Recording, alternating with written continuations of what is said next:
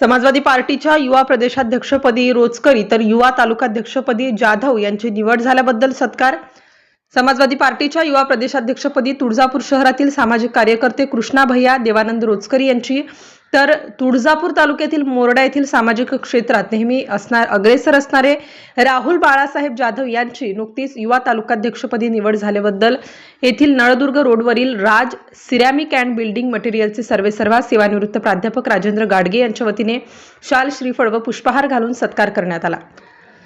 समाजवादी पार्टीच्या माध्यमातून सर्वसामान्य लोकांच्या अडचणी, त्यांचे प्रश्न सोडवण्यासाठी आपण प्रयत्नशील राहावे अशी अपेक्षा प्राध्यापक राजेंद्र गाडगे यांनी व्यक्त करीत पुढील वाटचालीसाठी शुभेच्छा दिल्या।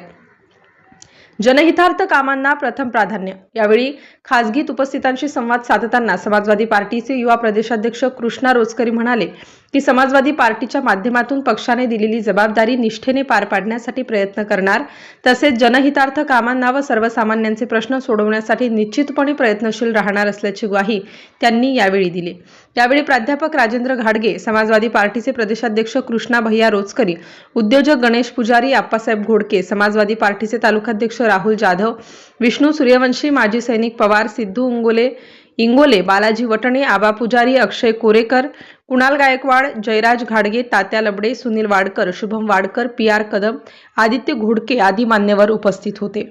Dharashiv news reporter Umaji Gaikwad, Tuljapur, Dharashiv.